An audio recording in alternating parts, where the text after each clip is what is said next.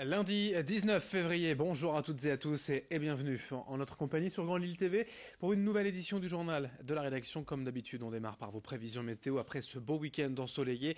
Le début de semaine s'annonce malheureusement bien plus nuageux et humide, surtout avec des pluies prévues presque toute la journée dans la métropole lilloise jusqu'à la nuit prochaine. Demain également, encore des averses pour ce début de semaine, je vous le disais, bien plus maussade. Les températures, elles étaient plutôt fraîches ce matin. Elles monteront jusqu'à 6 à 7 degrés cet après-midi pour les maximales. On en reparlera bien sûr avec les prévisions complètes de la chaîne météo juste après ce journal.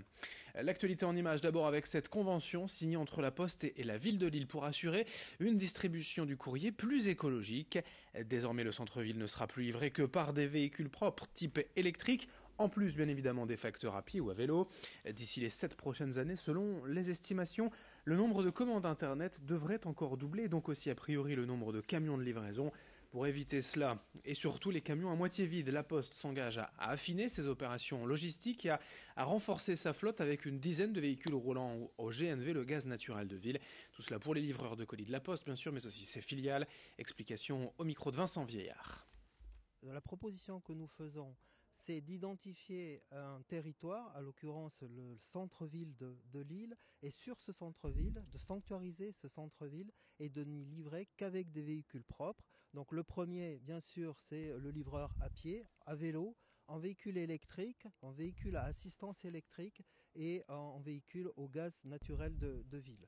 Donc là, vous avez un échantillon de l'ensemble de cette flotte et vous avez 10 véhicules au GNV, 2 véhicules électriques et une flottille de vélos à assistance électrique.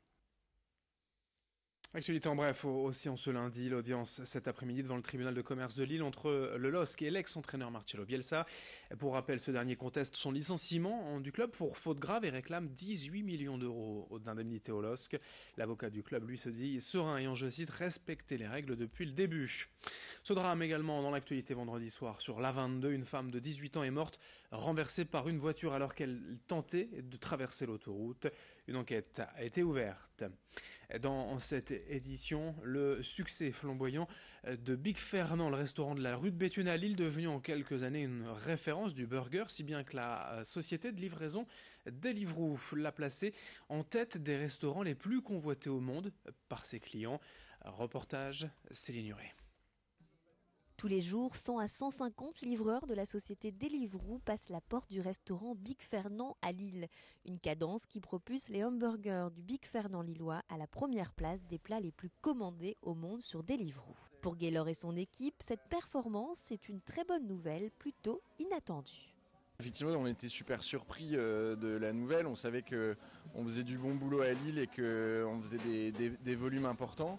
De là à penser qu'on était les premiers dans le monde sur Deliveroo, on était hyper surpris et puis finalement très fiers d'avoir mis Lille sur la carte du monde de la restauration.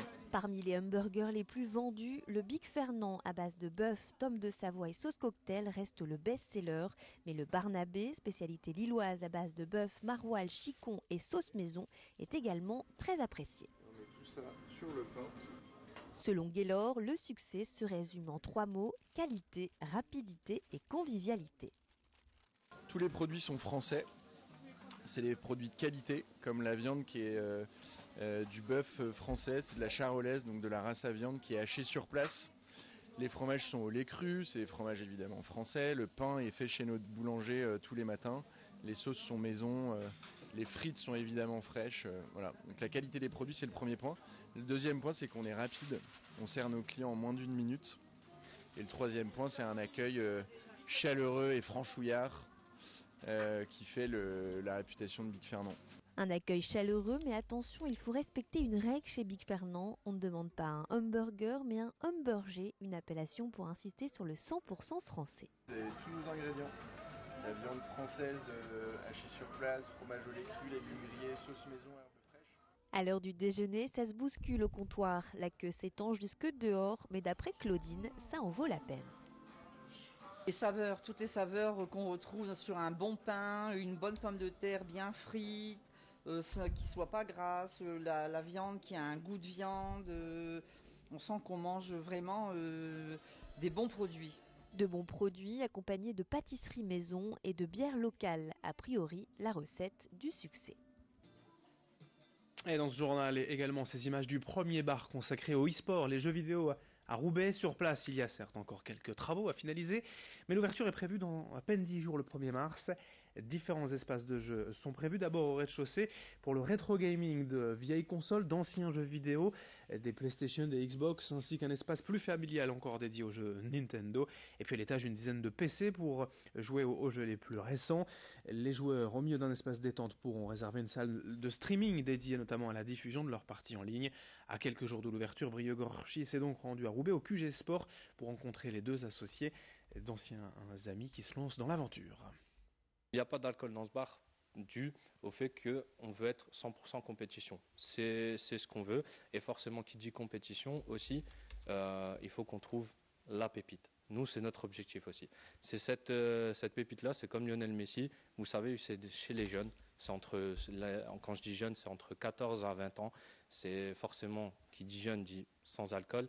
Et c'est là qu'on pourra justement déceler le bon joueur, le Messi, le Lionel Messi du jeu vidéo. Pour finir ce journal, quelques résultats de sport. D'abord en football, en Ligue 1, le bon match nul du LOSC à domicile, un point de prix au stade Pierre-Mauroy face à Lyon, 4e du championnat.